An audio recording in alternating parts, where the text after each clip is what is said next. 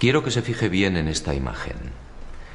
Guárdela en la memoria porque volveremos sobre ella. Se trata, en efecto, de un carro al galope encontrado en la zona de Tamasjet, al sur de Argelia.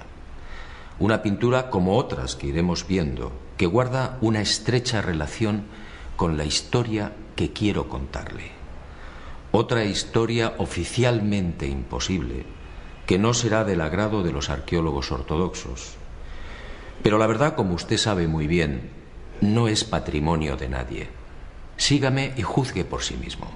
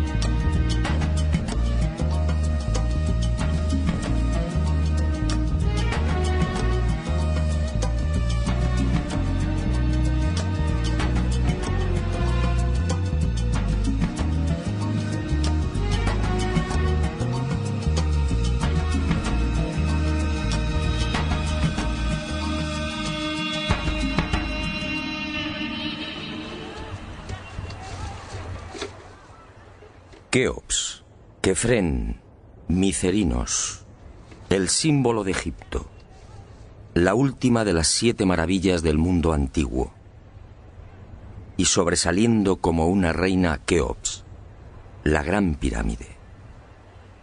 Una construcción incomprensible, un desafío a la razón,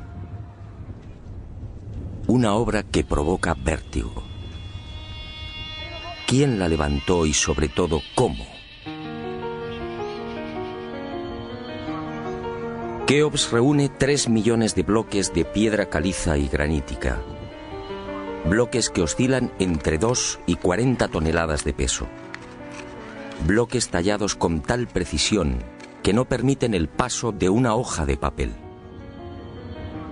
Un monumento cuyo revestimiento original, hoy casi desaparecido, estaba formado por losas de caliza pulida de hasta 16 toneladas. Y a su lado, otro coloso, Kefren, casi 1.700.000 metros cúbicos de piedra, bloques idénticos a los de Keops, con un revestimiento original de caliza pulida y granito rojo de Asuán. En su base cabrían 7 campos de fútbol. Por último, Micerinos, la más modesta pero igualmente soberbia y desconcertante. Su altura equivale a un edificio de 20 plantas.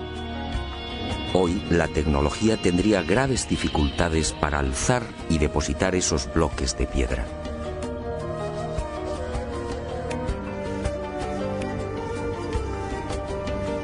A la vista de estas mareantes cifras, el mundo se pregunta, ¿cómo lo hicieron? Para la arqueología oficial no hay duda. Las pirámides de Giza fueron obra de los faraones y se levantaron hace 4.600 años. Los bloques fueron trasladados desde las vecinas canteras de Tura y Mohatan, a escasos kilómetros del Cairo, y encajados en los respectivos monumentos mediante el uso de gigantescas rampas. Rampas, dice la arqueología, por las que miles de obreros empujaban los bloques con el auxilio de rodillos de madera.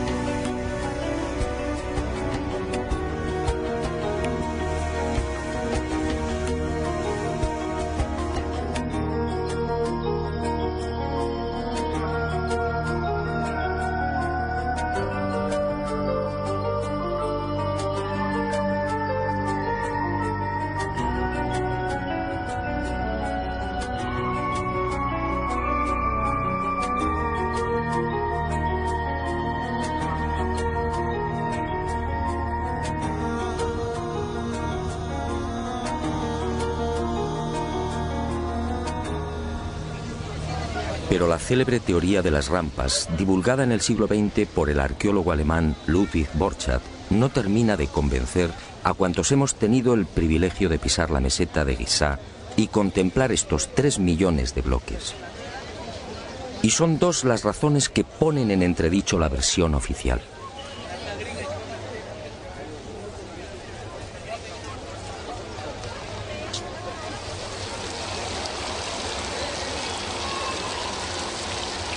Según los arqueólogos, la Gran Pirámide fue construida por Keops, el faraón que reinó entre los años 2590 y 2567 a.C. Basta un sencillo cálculo para comprobar que en esos 23 años de reinado, los trabajadores tuvieron que mover y elevar hasta las correspondientes hiladas un total de 357 bloques por día.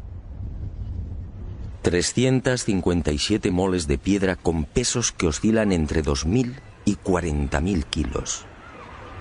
357 gigantescos sillares en 12 horas. Es decir, un bloque cada 2 minutos. Por mucha mano de obra que pudiera reunir Keops, la empresa en cuestión resulta más que dudosa. Y no solo por el arduo problema de organización, sino sobre todo por las evidentes dificultades técnicas a la hora de izar y encajar estos monstruos de caliza, granito y mármol. Los arqueólogos más conservadores se defienden escudándose en lo escrito por Heródoto en el siglo V a.C. Según el padre de la historia, los bloques eran levantados de grada en grada con el concurso de una serie de máquinas formadas por maderos cortos. Esto, al parecer, fue lo que le contaron los sacerdotes durante su visita a Egipto. Pero la narración del escritor griego no constituye un punto de partida sólido y fiable. En el 450 a.C., cuando Heródoto recorre el Nilo, habían transcurrido 2000 años desde la supuesta construcción de la Gran Pirámide por Keops.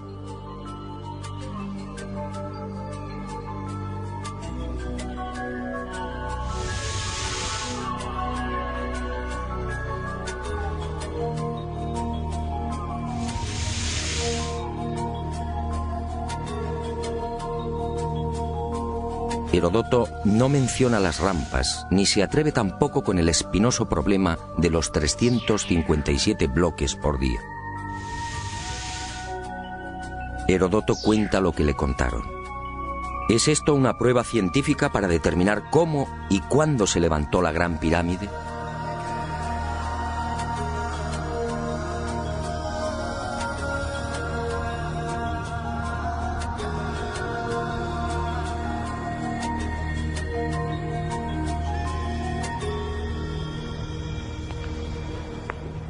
Pero existe una segunda razón de mayor calado que hace dudar de lo establecido por la arqueología. Hace 4600 años, cuando los arqueólogos fijan la construcción de la Gran Pirámide, el Valle del Nilo justamente despertaba al periodo neolítico.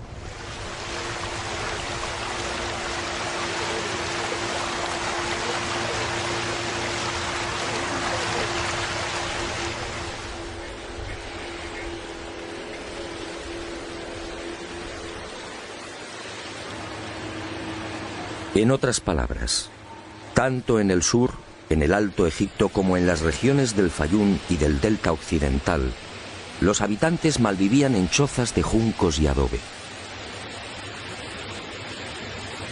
Se hallaban todavía en la edad de piedra, con un precario desarrollo agrícola y un incipiente pastoreo.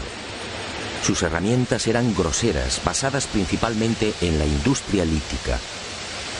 Sería 3 siglos después, hacia el 2300 a.C., cuando estos pueblos entrarían en la Edad del Bronce. Y surge la primera gran contradicción. Si Egipto cambia la piedra por el bronce en el 2300 a.C. aproximadamente, ¿cómo pudieron levantar la Gran Pirámide 300 años antes? ¿Con qué herramientas? ¿Con qué clase de conocimientos? ¿Cómo explicar semejante salto cualitativo?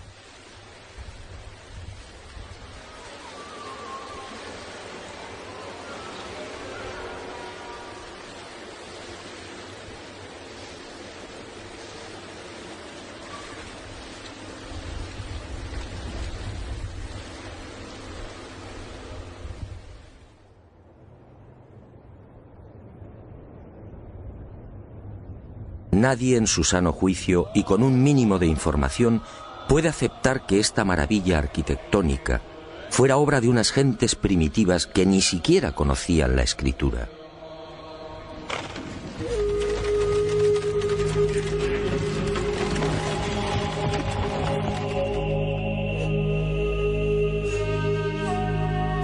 El testimonio de Heródoto, en efecto, deja mucho que desear. Hoy cualquier arquitecto o ingeniero comprende de inmediato las graves dificultades técnicas que debieron superar los constructores de la Gran Pirámide. Las cámaras, galerías y los mal llamados conductos de ventilación exigen unos profundos conocimientos matemáticos y arquitectónicos.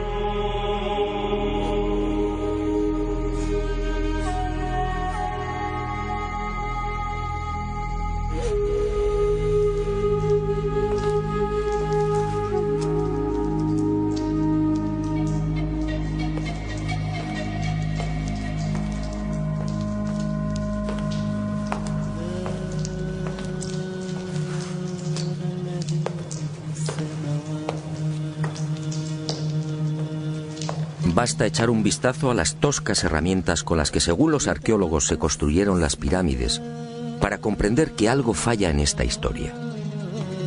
Unas herramientas, además, que no existían hace 4600 años. Es que estos mazos, niveles, bolas de dolerita, escuadras, trineos de madera y regletas sirvieron para establecer las asombrosas proporciones de la Gran Pirámide. ¿Cómo explicar, por ejemplo, que la desviación de la orientación norte-sur de sus caras no supere los 3 minutos 20 segundos hacia el oeste? ¿Cómo explicar la increíble perfección de la angulación de los bloques de revestimiento? Hoy solo podríamos alcanzarla con instrumentos ópticos.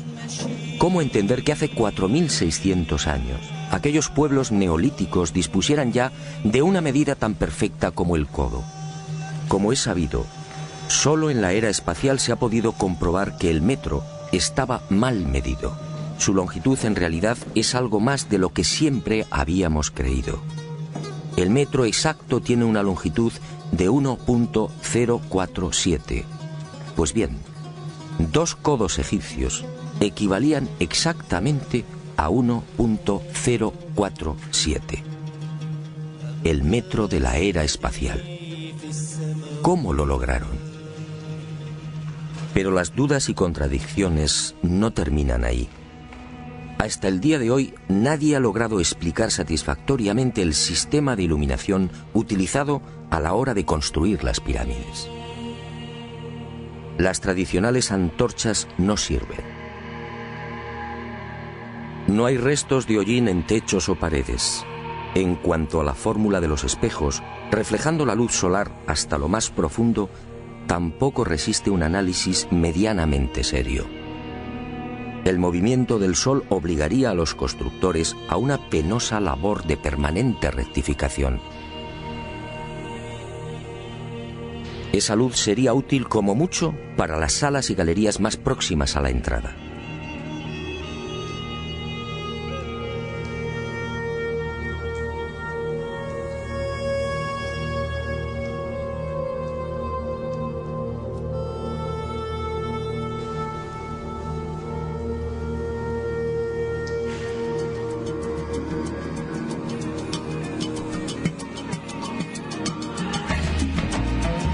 Las explicaciones de los arqueólogos tampoco convencen cuando alguien pregunta por el método utilizado para cortar los enormes bloques de granito. ¿Herramientas de cobre? Eso sería como intentar cortar una mesa de mármol con unas tijeras.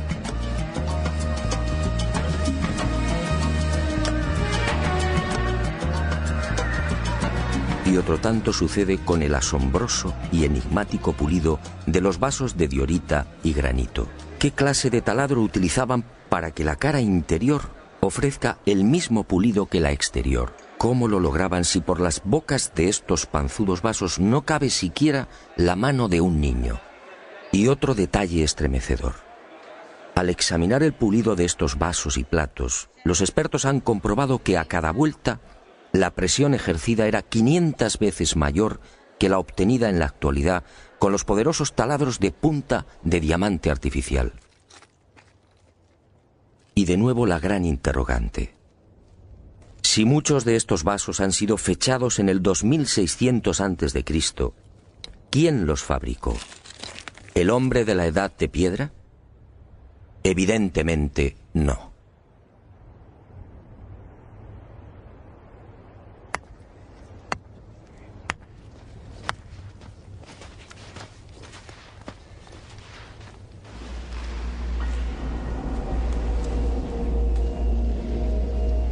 ¿Y quién fue capaz de un pulido como el que presenta el supuesto sarcófago de la pirámide de Keops? El acabado en el bloque de granito resulta imposible para un hombre del Neolítico. Mientras las esquinas aparecen absolutamente cuadradas, el índice de imperfección de la superficie del sarcófago no llega a 2/10 de pulgada. Es decir, la 10ª parte del espesor de un cabello humano. Esa perfección en el trabajo sobre la negra y dura diorita alcanza su máxima expresión en la estatua del citado faraón Kefren, hallada en el Templo del Valle, junto a la pirámide que lleva su nombre. El pulido de la misma es tal que solo cabe el silencio. Nadie sabe, nadie entiende cómo se logró semejante belleza hace 4500 años. ¿Y cómo explicar la técnica empleada para la ejecución de estas perforaciones? Son perfectamente visibles en muchos lugares del Egipto faraónico. Aquí, en la entrada real de la pirámide de Keops, tenemos una muestra. Para la arqueología no hay misterio. Estos orificios, dicen, se conseguían mediante la introducción en la piedra de un cilindro hueco que al girar cortaba el granito. Pero al examinar la espiral grabada en el interior, algo no concuerda con la versión oficial. La distancia entre línea y línea es de 2.5 milímetros. Nosotros en la actualidad, utilizando taladros con punta de diamante artificial, solo podemos alcanzar 0.05 milímetros por vuelta.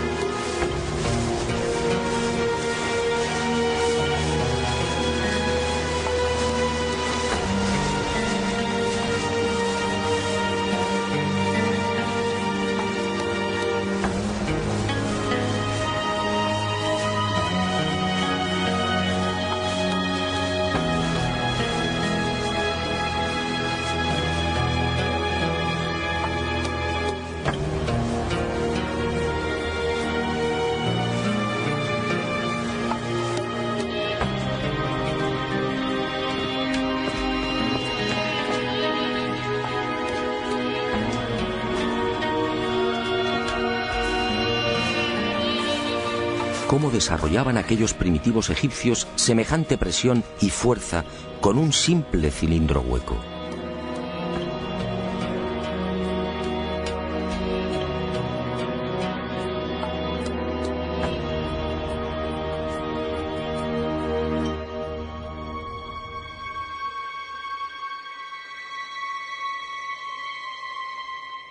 Y aunque algo posterior en el tiempo, también lo descubierto en la tumba de Tutankamón nos deja con la boca abierta.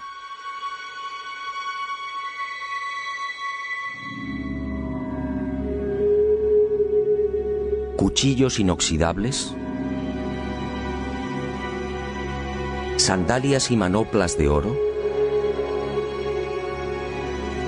una cama ergonómica, una cama con la parte de los pies más elevada, favoreciendo así la circulación sanguínea. ¿Cómo es posible hace 3.333 años? ¿De quién lo aprendieron?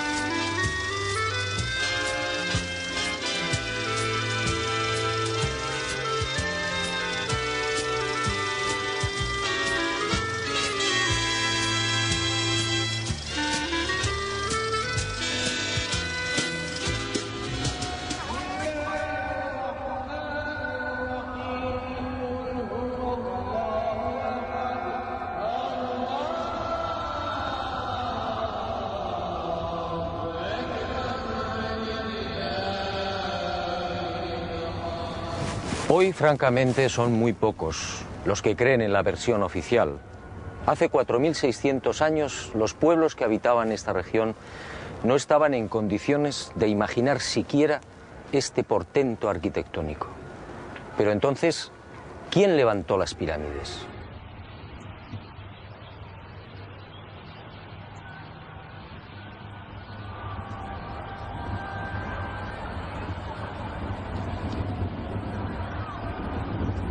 Una primera pista aparece en esta estela de piedra.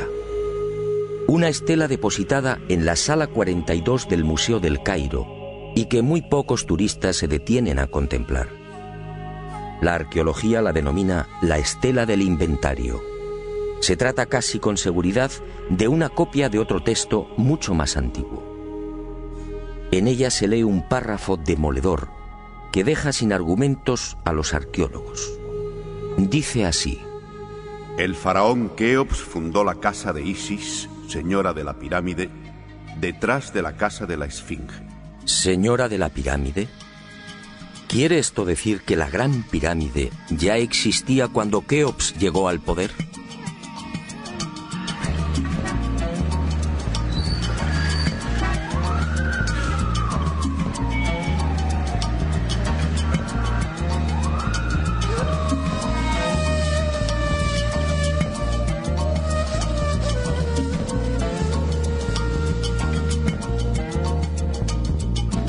La segunda pista, mucho más espectacular, se encuentra a casi 3.000 kilómetros del Cairo.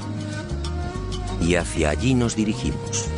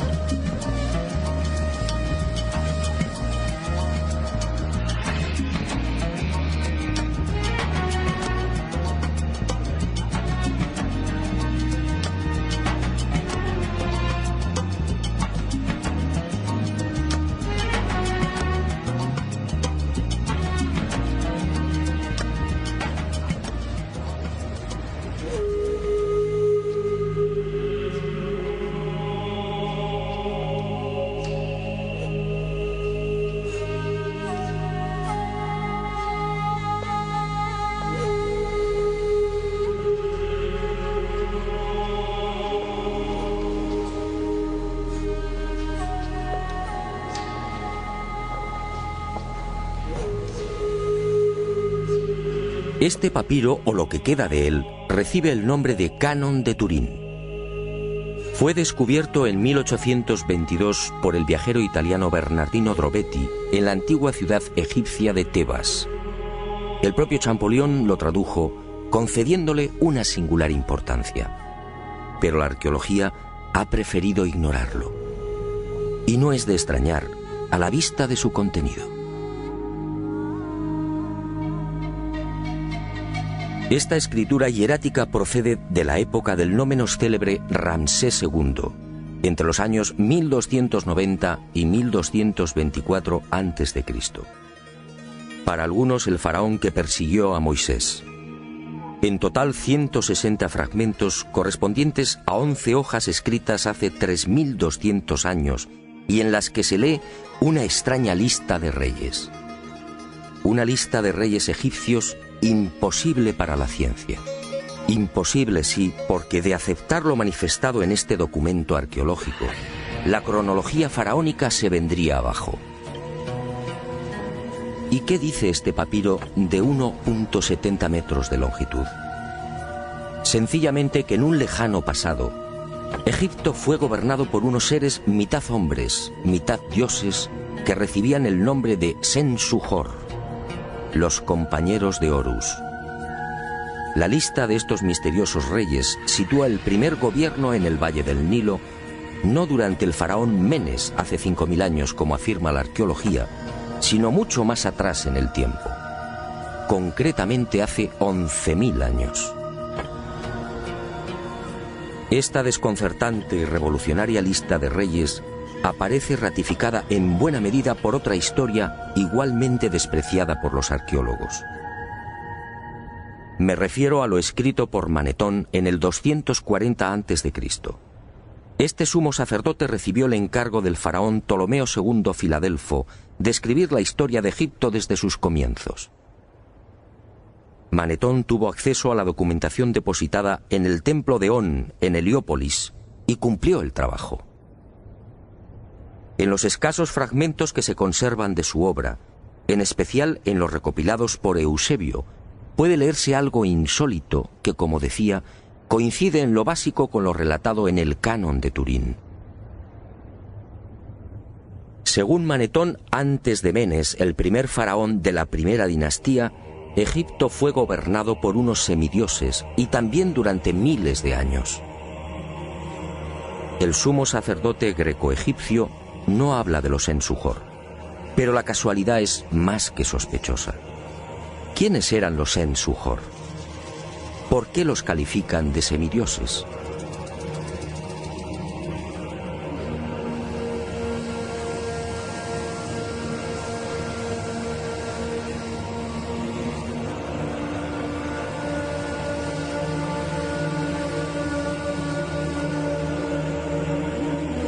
Para los arqueólogos más conservadores, los Sen-Suhor y la información suministrada por Manetón son pura fantasía.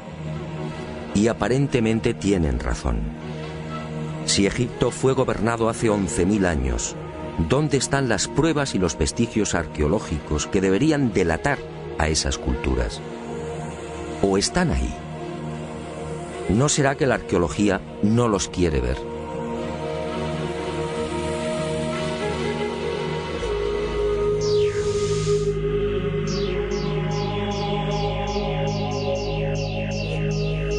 El presente descubrimiento se debe al investigador español Manuel Delgado. Él fue el primero en percatarse de lo que guarda el nuevo Museo Nubio. Todo un hallazgo que ofrecemos en primicia y que una vez más nos hace dudar de la cronología oficial. Este huevo de avestruz fue descubierto en la tumba 96 del cementerio 102 en Nubia por el arqueólogo inglés Cecil Malaby Firth. El hallazgo tuvo lugar en 1907, pero dada su naturaleza, fue silenciado. Alguien dibujó sobre él y lo depositó junto al cadáver. Evidentemente se trataba de un objeto muy querido por el difunto. En una de las superficies pueden apreciarse los dibujos de un avestruz y algunas plantas. En la opuesta, oh sorpresa, otra escena imposible: el curso del río Nilo y las siluetas de unas construcciones muy familiares: las 3 pirámides de la meseta de Giza. El hallazgo de este huevo de avestruz no tendría mayor importancia, de no ser por un pequeño gran detalle. Según los investigadores, los restos humanos de la citada tumba 96 se remontan a la cultura Nagada I, es decir, alrededor de 7.000 años. 7.000 años. Algo en efecto no cuadra. Si la arqueología afirma que las pirámides de Giza fueron levantadas hace 4.600 años, ¿cómo es que aparecen dibujadas en una sepultura de hace 7.000? Pero las pruebas que apuntan a un pasado mucho más remoto de lo que pretende la egiptología no terminan ahí. En 1991 volvió a encenderse la polémica. Esta vez el protagonista fue Abu el-Hol, el padre del terror, nombre dado por los naturales de la región a la mítica esfinge.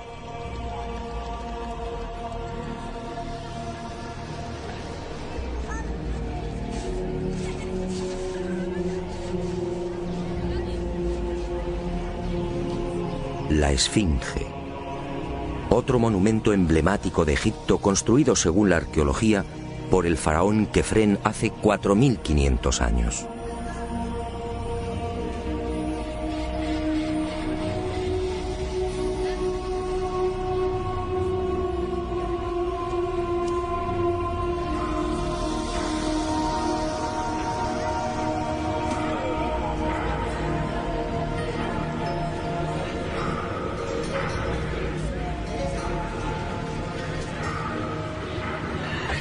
Lo que hoy podemos contemplar tiene escasa relación con la estampa original.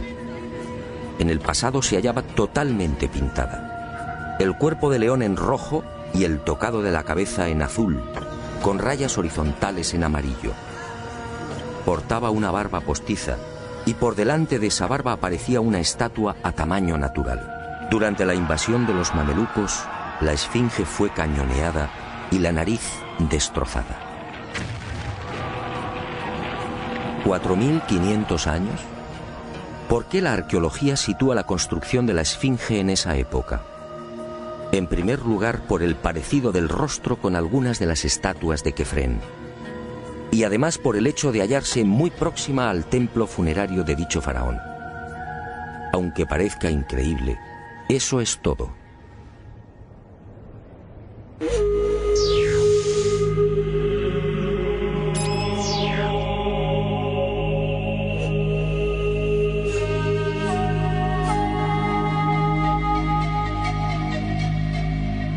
Y en 1991, como decía, los arqueólogos fueron arrinconados de nuevo contra las cuerdas.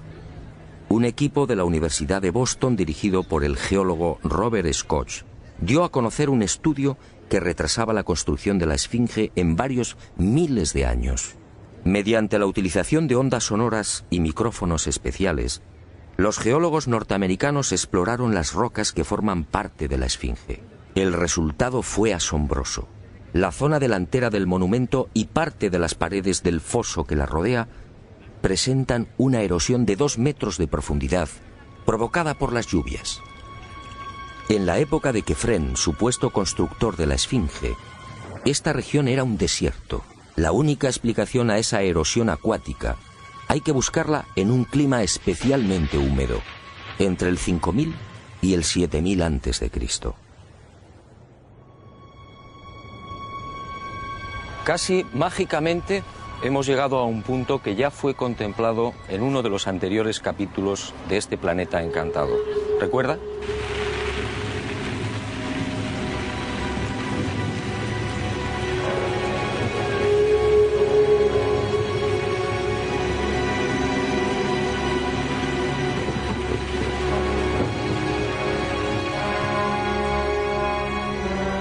Al hablar del Gran Jardín, pudimos comprobar cómo todo el norte de África, hace unos 12.000 años aproximadamente, se vio sometido a un dramático cambio climático.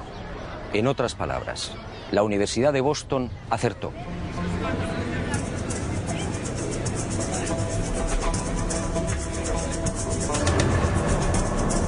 Fue a partir de esa época, hace ahora unos 8.000 años, cuando los monzones perdieron fuerza y el Sáhara entró en un lento pero progresivo proceso de desertización. Y fue justamente hace 4.500 años, cuando la arqueología fija el momento de la construcción de la Esfinge, cuando estas tierras fueron definitivamente abandonadas por las lluvias. Kefren, por tanto, no pudo levantar la Esfinge. Como mucho, quizá la restauró. El padre del terror estaba aquí desde mucho antes. La huella de las torrenciales lluvias registradas en el llamado Gran Húmedo Holocénico es incuestionable. Y algo similar vino a suceder con el investigador Robert Bauval. 20 años antes, este ingeniero egipcio se atrevió a difundir una hipótesis que conmocionó a los seguidores y amantes del Egipto faraónico. Para Bauval, las pirámides de Giza no son construcciones aisladas. Las tres forman parte de un plan unificado minuciosamente diseñado. Y para irritación de los arqueólogos más conservadores, formuló una teoría que volvía a poner en tela de juicio la ya desacreditada cronología oficial. La tesis de Bauval es conocida como la correlación de Orión, es decir, el asombroso parecido en la disposición de Keos, Kefren y Micerinos respecto a las tres estrellas que forman el cinturón de Orión. Basta trazar una línea entre las tres pirámides y otra entre las estrellas del cinturón para observar que sendas ubicaciones son casi idénticas. Casi idénticas, sí, pero no iguales. El ángulo de las pirámides es de 172 grados y el de las estrellas de Orión en la actualidad de 181. Bauval se percató de esta pequeña diferencia y tuvo una genial intuición.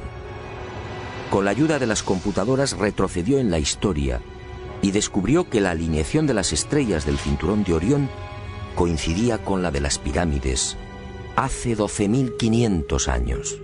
No son demasiadas coincidencias. Por un lado, la geología demuestra que la Esfinge tuvo que ser construida en pleno Gran Húmedo, es decir, hace más de 9.000 años. Por otro, el papiro de Turín y Manetón aseguran que unos semidioses gobernaron el valle del Nilo hace 11.000 o 12.000 años. Quizá más. También el huevo de avestruz hallado en la tumba 96 en Nubia nos dice que las pirámides existían ya hace 7.000 años. Y la tesis de Bauval pone punto final, insistiendo de nuevo en esa misteriosa fecha. 12.500 años.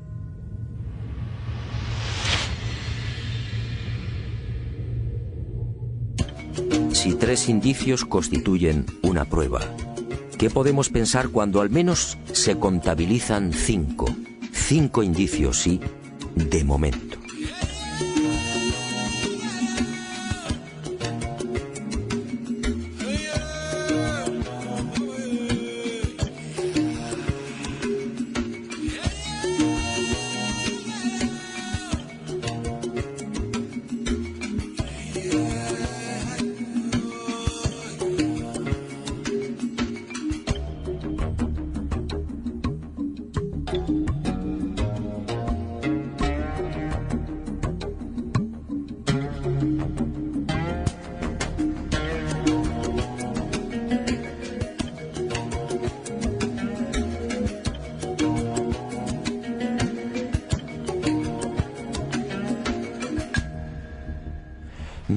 Las pruebas que contradicen la versión de la arqueología oficial no han concluido.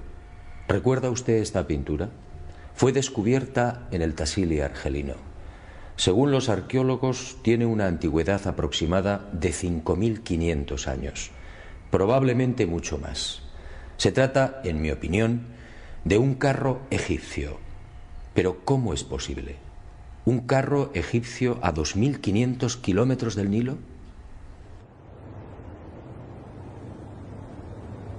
¿Un carro egipcio antes de que existiera Egipto? Si la arqueología dice que el primer faraón de la primera dinastía empezó a reinar 4.920 años antes del presente, ¿cómo explicamos esta pintura, datada mucho antes? No fue la única. En mis investigaciones por el Sáhara pude descubrir cientos de ellas. En 1982, una síntesis de los trabajos de Henry Lott sacaba a la luz un total de 600 carros pintados o grabados. A estos hay que sumar otros 400, distribuidos por Mauritania, Marruecos, Argelia, Libia, Mali y Níger. Más de 1.000 carros pintados o grabados a 2.000, 3.000 y 5.000 kilómetros del Nilo. ¡Qué extraño! Carros y conductores típicamente egipcios. Perfiles, tocados y vestiduras son elocuentes. Carros y personajes egipcios en el corazón del Sáhara. Cuando interrogué a los arqueólogos, la mayoría se encogió de hombros. A decir verdad, estas pinturas no son cómodas. Algunas han sido fechadas en una época en la que, según la arqueología, carros y caballos no habían hecho acto de presencia en Egipto. Otras, como las del Tassili o el Fesán libio, son mucho más escandalosas. Los análisis de las sustancias orgánicas contenidas en los pigmentos han sido desconcertantes. 6.000, 8.000 y hasta 9.000 años de antigüedad. ¿Carros y conductores egipcios hace 9.000 años? Y casi sin querer, a la vista de estos documentos pictóricos, la memoria vuelve a poner en pie los hallazgos de la Universidad de Boston, el papiro de Turín, la historia narrada por Manetón, las pirámides pintadas en el huevo de avestruz o el descubrimiento de Bubal. Naturalmente, para la arqueología, estas pinturas y grabados no tienen sentido. El caballo y los carros, dicen, entraron en Egipto hacia el 1700 a.C. y lo hicieron con la invasión de los Hicsos, un pueblo procedente de la Alta Siria que gobernó la mitad oriental del delta. Nuevo y grave error de la arqueología. El caballo y los carros, como demuestran estas pinturas y grabados, ya existían en el Sáhara mucho antes de la 13 dinastía. Otra cuestión es que no quieran reconocerlo. Y es comprensible. Si los egipcios y su cultura proceden del Sáhara, ¿en qué queda la supuesta hegemonía del Egipto faraónico?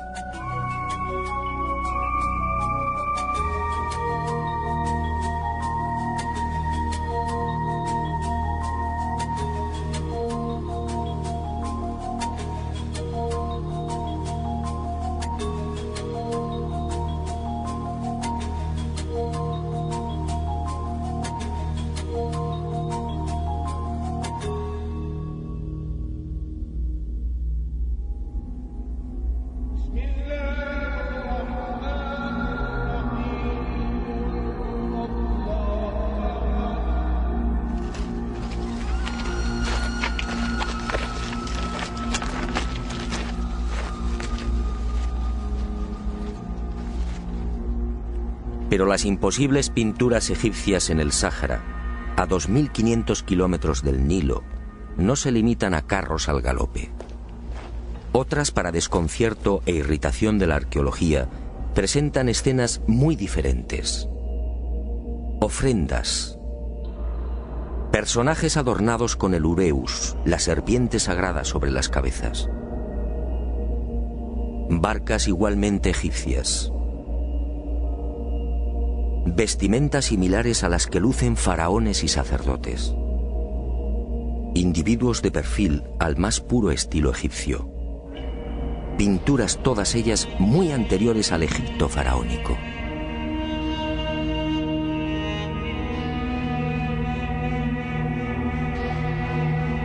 ¿Barcas egipcias en pleno desierto? Si estas pinturas, como aseguran los confusos y confundidos arqueólogos, fueran tan solo el testimonio de la influencia de la 18 dinastía en esta remota parte del Sáhara, ¿cuál sería el sentido de las mismas? En esa época, durante la 18 dinastía, hace 3.500 años, esta zona era un desierto idéntico al que ahora vemos. ¿Barcas en un infierno de piedra y arena? ¿Y por qué ignoran la datación? Si estas pinturas se remontan a 9.000 años, entonces las barcas sí están justificadas. En esa época, como se recordará, el Sáhara era un jardín, con ríos tan anchos y caudalosos como el actual Amazonas. Pero las extrañas coincidencias van más allá. En esta tumba, a lo largo de más de 120 metros, hace 3.100 años, Ramsés III mandó pintar lo que se conoce como el Libro de las Puertas, una especie de cartografía del más allá, una síntesis de la religión del inframundo, la religión del río infernal, la religión que partió del Sáhara y que posteriormente, con las migraciones, apareció entre los guanches, los íberos y los etruscos. ¿Casualidad? ¿Y qué decir de los cientos de representaciones de la vaca sagrada Hathor, del buey Apis o del carnero Amón, todos egipcios con el disco solar entre los cuernos? ¿Cómo explicar que estas mismas imágenes podamos encontrarlas en las pinturas y grabados rupestres de Marruecos, Libia o Argelia? Grabados y pinturas, no lo olvidemos, de 9.000, 10.000 y 12.000 años de antigüedad, es decir, muy anteriores a los bóvidos egipcios. Para el que lo quiera ver, está muy claro. El dios Sol o Amón-Ra de los egipcios, el Achamón de los guanches o el Baal-Jamón de los fenicios tienen un origen común: el profundo y olvidado Sáhara.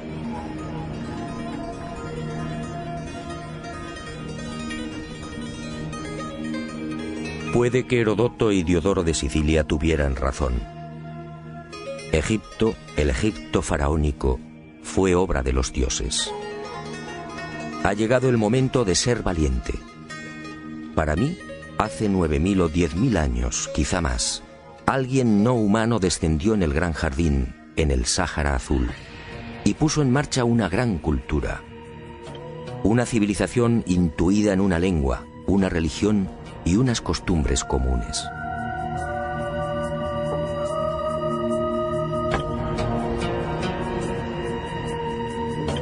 Esos seres, esos dioses de cabezas redondas pintados en Tassili, podían proceder de Orión.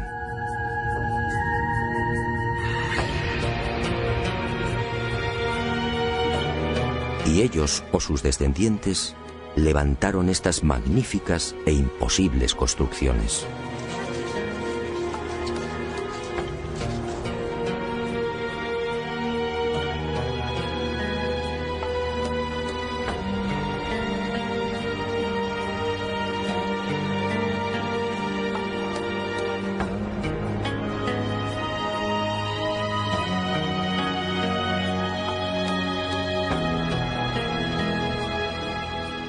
¿Cree usted que se trata de un sueño? Schopenhauer decía que toda verdad, al nacer, es ridiculizada y perseguida. Demos tiempo al tiempo. Algún día el hombre se verá obligado a escribir de nuevo la historia.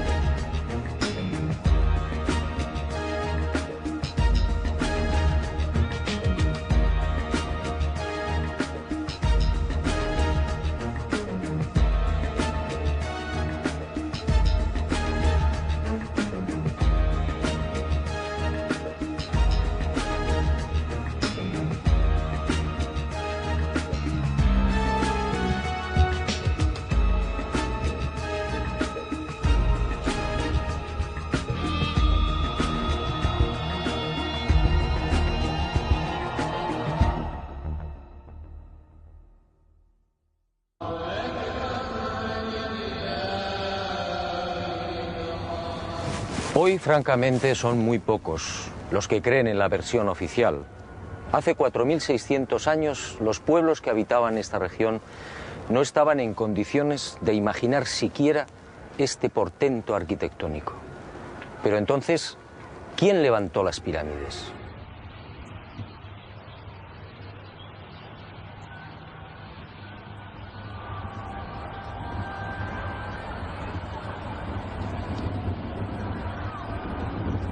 Una primera pista aparece en esta estela de piedra. Una estela depositada en la sala 42 del Museo del Cairo y que muy pocos turistas se detienen a contemplar. La arqueología la denomina la estela del inventario. Se trata casi con seguridad de una copia de otro texto mucho más antiguo. En ella se lee un párrafo demoledor que deja sin argumentos a los arqueólogos. Dice así: El faraón Keops fundó la casa de Isis, señora de la pirámide, detrás de la casa de la Esfinge. ¿Señora de la pirámide?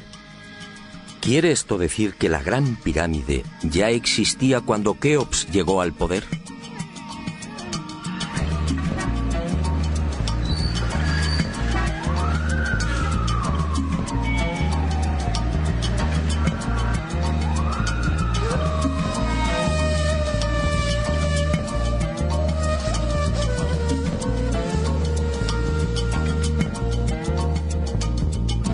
La segunda pista, mucho más espectacular, se encuentra a casi 3.000 kilómetros del Cairo.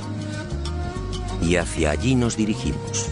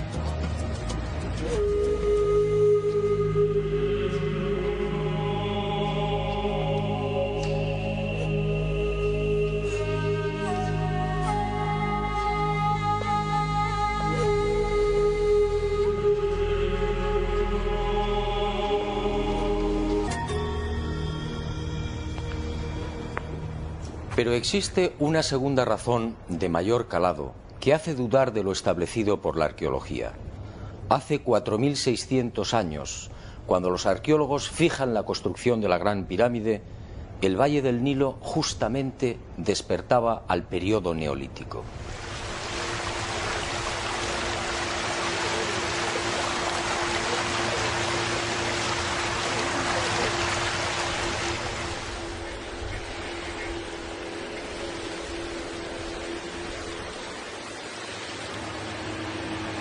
En otras palabras, tanto en el sur, en el Alto Egipto, como en las regiones del Fayum y del Delta Occidental, los habitantes malvivían en chozas de juncos y adobe. Se hallaban todavía en la Edad de Piedra, con un precario desarrollo agrícola y un incipiente pastoreo. Sus herramientas eran groseras, basadas principalmente en la industria lítica. Sería 3 siglos después, hacia el 2300 a.C., cuando estos pueblos entrarían en la Edad del Bronce. Y surge la primera gran contradicción. Si Egipto cambia la piedra por el bronce en el 2300 a.C. aproximadamente, ¿cómo pudieron levantar la Gran Pirámide 300 años antes? ¿Con qué herramientas? ¿Con qué clase de conocimientos? ¿Cómo explicar semejante salto cualitativo?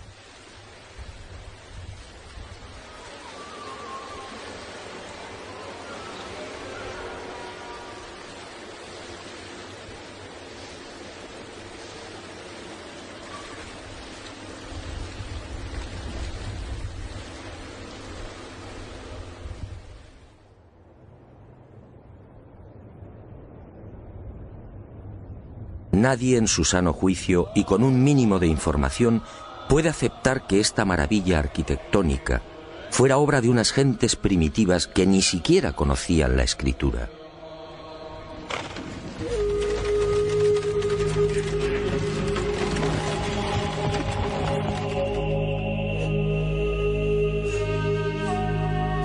El testimonio de Heródoto, en efecto, deja mucho que desear. Hoy cualquier arquitecto o ingeniero comprende de inmediato las graves dificultades técnicas que debieron superar los constructores de la Gran Pirámide. Las cámaras, galerías y los mal llamados conductos de ventilación exigen unos profundos conocimientos matemáticos y arquitectónicos.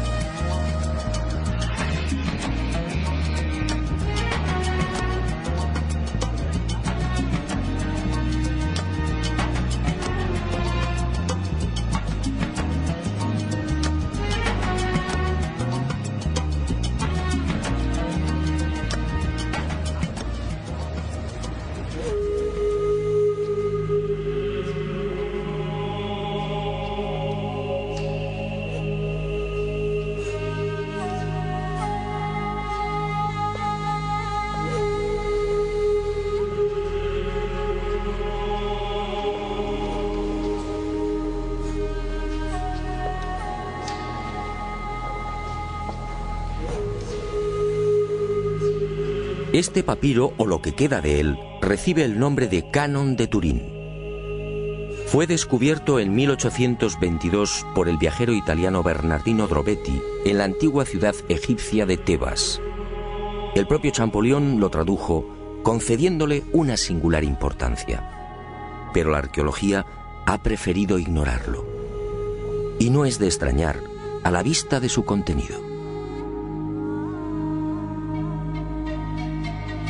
Esta escritura hierática procede de la época del no menos célebre Ramsés II, entre los años 1290 y 1224 a.C. Para algunos, el faraón que persiguió a Moisés. En total, 160 fragmentos correspondientes a 11 hojas escritas hace 3200 años y en las que se lee una extraña lista de reyes. Una lista de reyes egipcios imposible para la ciencia. Imposible, sí, porque de aceptar lo manifestado en este documento arqueológico, la cronología faraónica se vendría abajo. ¿Y qué dice este papiro de 1,70 metros de longitud?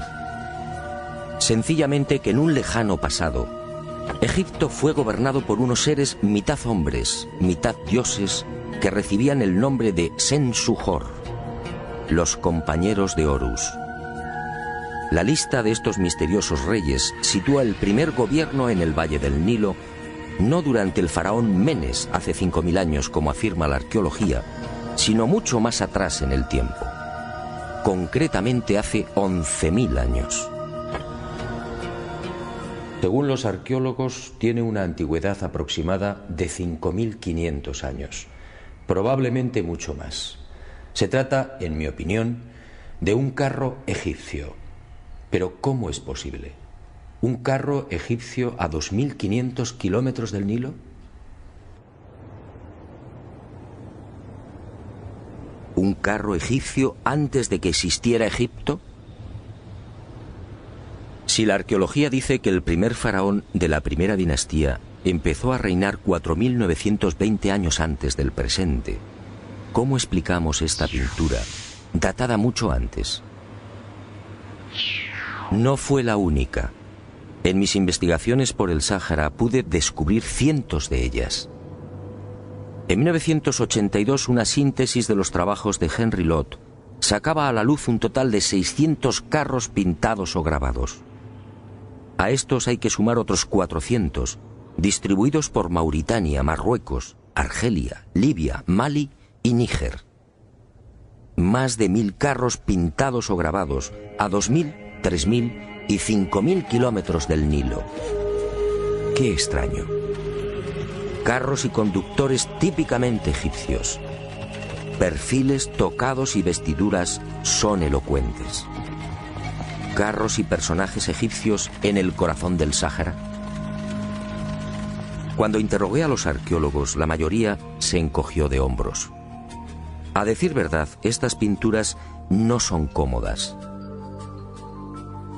Algunas han sido fechadas en una época en la que, según la arqueología, carros y caballos no habían hecho acto de presencia en Egipto. Otras, como las del Tassili o el Fesán libio, son mucho más escandalosas. Los análisis de las sustancias orgánicas contenidas en los pigmentos han sido desconcertantes. 6000, 8000 y hasta 9000 años de antigüedad. ¿Carros y conductores egipcios hace 9000 años? Y casi sin querer, a la vista de estos documentos pictóricos, la memoria vuelve a poner en pie los hallazgos de la Universidad de Boston, el papiro de Turín, la historia narrada por Manetón, las pirámides pintadas en el huevo de avestruz o el descubrimiento de Bubal. Naturalmente, para la arqueología, estas pinturas y grabados no tienen sentido. El caballo y los carros, dicen, entraron en Egipto hacia el 1700 a.C.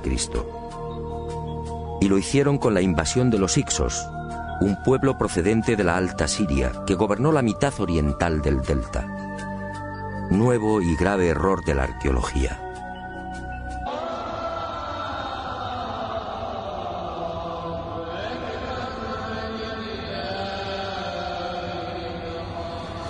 Hoy, francamente, son muy pocos los que creen en la versión oficial. Hace 4600 años, los pueblos que habitaban esta región no estaban en condiciones de imaginar siquiera este portento arquitectónico. Pero entonces, ¿quién levantó las pirámides?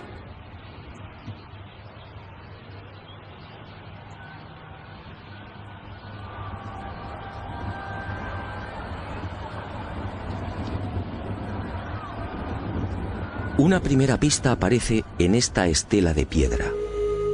Una estela depositada en la sala 42 del Museo del Cairo y que muy pocos turistas se detienen a contemplar.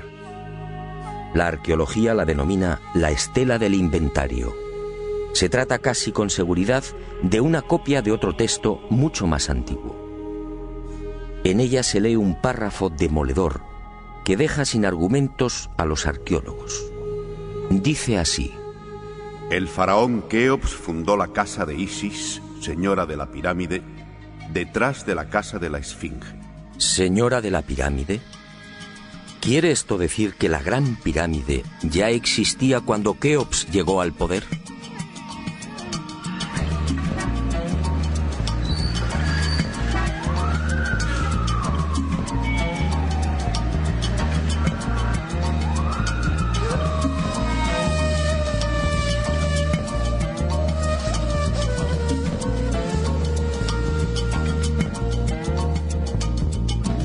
La segunda pista, mucho más espectacular, se encuentra a casi 3000 kilómetros del Cairo. Y hacia allí nos dirigimos.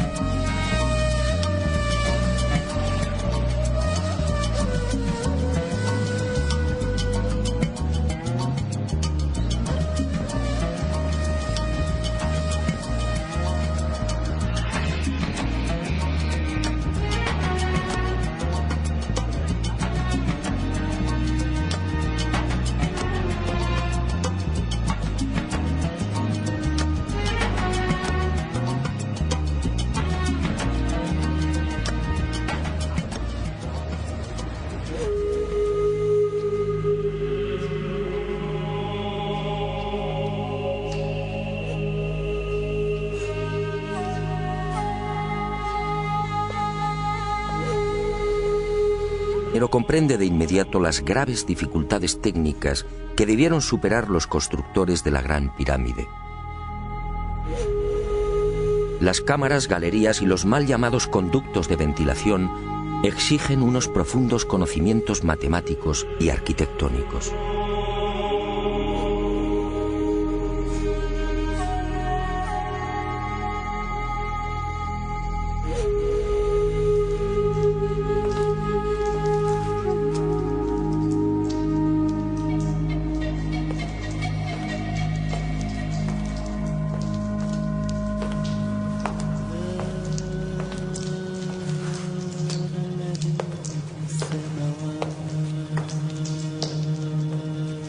Basta echar un vistazo a las toscas herramientas con las que, según los arqueólogos, se construyeron las pirámides para comprender que algo falla en esta historia. Unas herramientas, además, que no existían hace 4.600 años. Es que estos mazos, niveles, bolas de dolerita, escuadras, trineos de madera y regletas sirvieron para establecer las asombrosas proporciones de la Gran Pirámide. ¿Cómo explicar, por ejemplo, que la desviación de la orientación norte-sur de sus caras no supere los 3 minutos 20 segundos hacia el oeste? ¿Cómo explicar la increíble perfección de la angulación de los bloques de revestimiento? Hoy solo podríamos alcanzarla con instrumentos ópticos. ¿Cómo entender que hace 4.600 años aquellos pueblos neolíticos dispusieran ya de una medida tan perfecta como el codo? Como es sabido, solo en la era espacial se ha podido comprobar que el metro estaba mal medido. Su longitud en realidad es algo más de lo que siempre habíamos creído. El metro exacto tiene una longitud de 1.047. Pues bien, 2 codos egipcios equivalían exactamente a 1.047. El metro de la era espacial. ¿Cómo lo lograron? Pero las dudas y contradicciones no terminan ahí. Hasta el día de hoy nadie ha logrado explicar satisfactoriamente el sistema de iluminación utilizado a la hora de construir las pirámides. Las tradicionales antorchas no sirven. No hay restos de hollín en techos o paredes. En cuanto a la fórmula de los espejos, reflejando la luz solar hasta lo más profundo, tampoco resiste un análisis medianamente serio. El movimiento del sol obligaría a los constructores a una penosa labor de permanente rectificación. El nuevo Museo Nubio. Todo un hallazgo que ofrecemos en primicia y que una vez más nos hace dudar de la cronología oficial. Este huevo de avestruz fue descubierto en la tumba 96 del cementerio 102 en Nubia por el arqueólogo inglés Cecil Malaby Firth. El hallazgo tuvo lugar en 1907, pero dada su naturaleza, fue silenciado. Alguien dibujó sobre él y lo depositó junto al cadáver. Evidentemente se trataba de un objeto muy querido por el difunto. En una de las superficies pueden apreciarse los dibujos de un avestruz y algunas plantas. En la opuesta, oh sorpresa, otra escena imposible: el curso del río Nilo y las siluetas de unas construcciones muy familiares. Las 3 pirámides de la meseta de Giza. El hallazgo de este huevo de avestruz no tendría mayor importancia, de no ser por un pequeño gran detalle. Según los investigadores, los restos humanos de la citada tumba 96 se remontan a la cultura Nagada I, es decir, alrededor de 7.000 años. 7.000 años. Algo en efecto no cuadra. Si la arqueología afirma que las pirámides de Giza fueron levantadas hace 4.600 años, ¿cómo es que aparecen dibujadas en una sepultura de hace 7.000? Pero las pruebas que apuntan a un pasado mucho más remoto de lo que pretende la egiptología no terminan ahí. En 1991 volvió a encenderse la polémica. Esta vez el protagonista fue Abu el-Hol, el padre del terror. nombre dado por los naturales de la región a la mítica esfinge.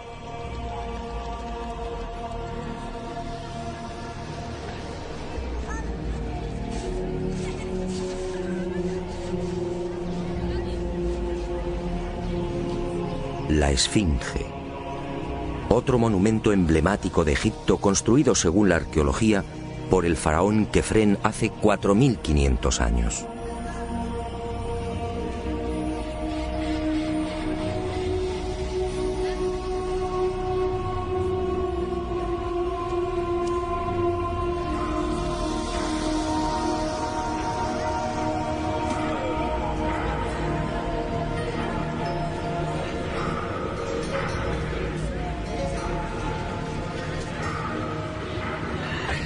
Lo que hoy podemos contemplar tiene escasa relación con la estampa original.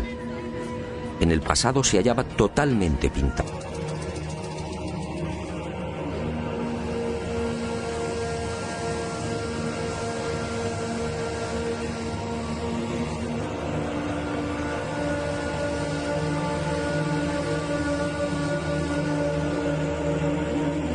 Para los arqueólogos más conservadores, los ensujor y la información suministrada por Manetón son pura fantasía. Y aparentemente tienen razón. Si Egipto fue gobernado hace 11.000 años, ¿dónde están las pruebas y los vestigios arqueológicos que deberían delatar a esas culturas? ¿O están ahí?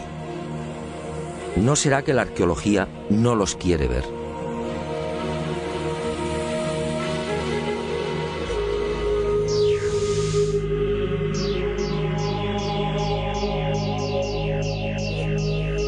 El presente descubrimiento se debe al investigador español Manuel Delgado. Él fue el primero en percatarse de lo que guarda el nuevo Museo Nubio. Todo un hallazgo que ofrecemos en primicia y que una vez más nos hace dudar de la cronología oficial. Este huevo de avestruz fue descubierto en la tumba 96 del cementerio 102 en Nubia por el arqueólogo inglés Cecil Malaby Firth. El hallazgo tuvo lugar en 1907, pero dada su naturaleza, fue silenciado. Alguien dibujó sobre él y lo depositó junto al cadáver. Evidentemente se trataba de un objeto muy querido por el difunto. En una de las superficies pueden apreciarse los dibujos de un avestruz y algunas plantas. En la opuesta, oh sorpresa, otra escena imposible: el curso del río Nilo y las siluetas de unas construcciones muy familiares: las 3 pirámides de la meseta de Giza. El hallazgo de este huevo de avestruz no tendría mayor importancia, de no ser por un pequeño gran detalle. Según los investigadores, los restos humanos de la citada tumba 96 se remontan a la cultura Nagada I, es decir, alrededor de 7.000 años. 7.000 años. Algo en efecto no cuadra. Si la arqueología afirma que las pirámides de Giza fueron levantadas hace 4.600 años, ¿cómo es que aparecen dibujadas en una sepultura de hace 7.000? Pero las pruebas que apuntan a un pasado mucho más remoto de lo que pretende la egiptología no terminan ahí. En 1991 volvió a encenderse la polémica. Esta vez el protagonista fue Abu el...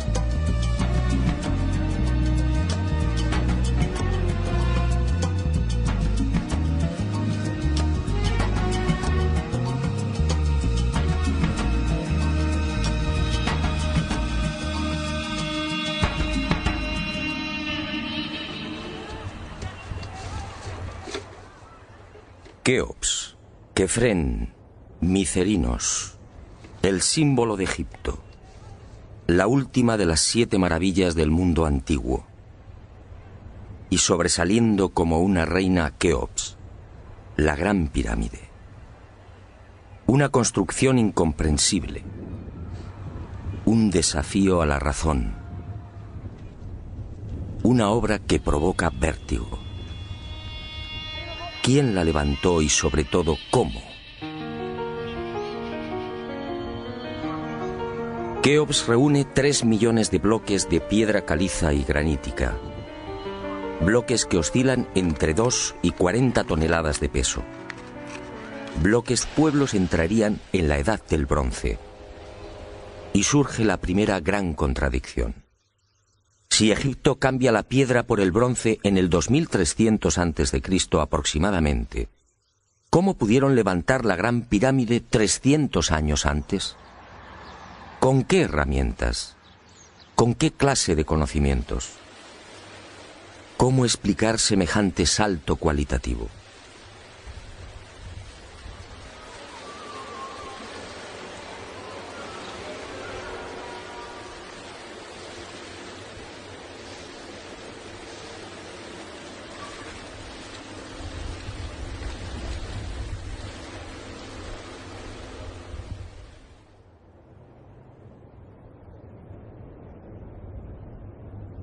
Nadie en su sano juicio y con un mínimo de información puede aceptar que esta maravilla arquitectónica fuera obra de unas gentes primitivas que ni siquiera conocían la escritura.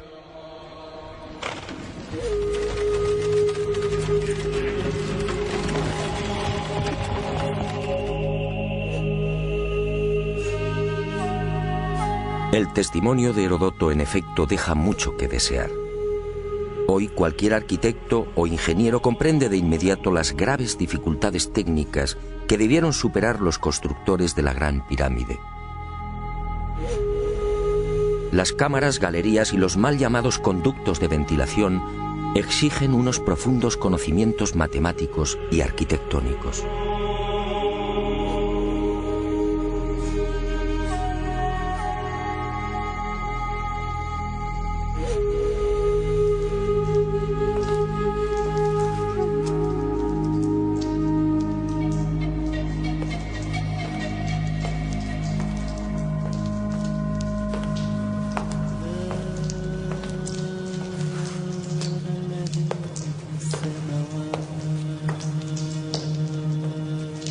Basta echar un vistazo a las toscas herramientas con las que, según los arqueólogos, se construyeron las pirámides para comprender que algo falla en esta historia.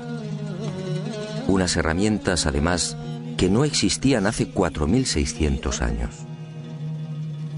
Es que estos mazos, niveles, bolas de dolerita, escuadras, trineos de madera y regletas sirvieron para establecer las asombrosas proporciones de la Gran Pirámide. ¿Cómo explicar, por ejemplo, que la desviación de la orientación norte-sur de sus caras no supere los 3 minutos 20 segundos hacia el oeste? ¿Cómo explicar la increíble perfección de la angulación de los bloques de revestimiento?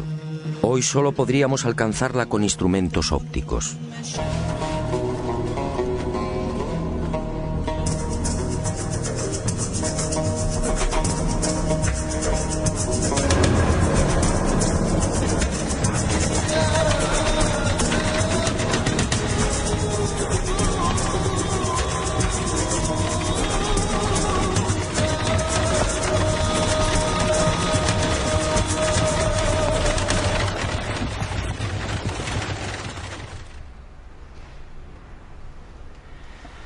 Quiero que se fije bien en esta imagen. Guárdela en la memoria porque volveremos sobre ella. Se trata, en efecto, de un carro al galope encontrado en la zona de Tamasjert, al sur de Argelia. Una pintura como otras que iremos viendo, que guarda una estrecha relación con la historia que quiero contarle. Otra historia oficialmente imposible, que no será del agrado de los arqueólogos ortodoxos. Pero la verdad, como usted sabe muy bien, no es patrimonio de nadie. Sígame y juzgue por sí mismo.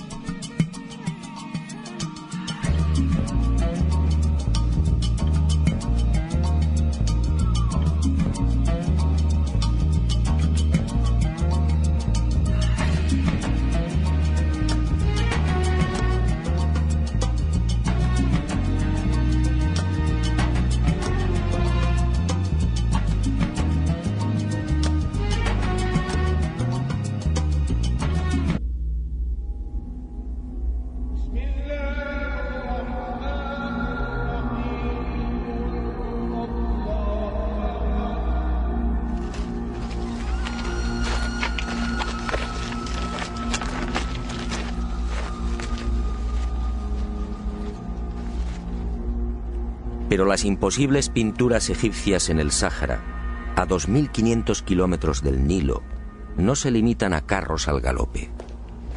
Otras, para desconcierto e irritación de la arqueología, presentan escenas muy diferentes. Ofrendas. Personajes adornados con el ureus, la serpiente sagrada sobre las cabezas.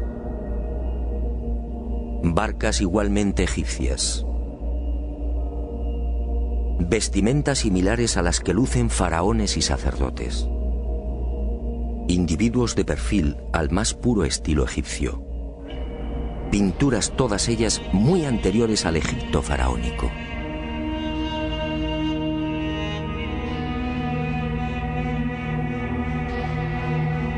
¿Barcas egipcias en pleno desierto?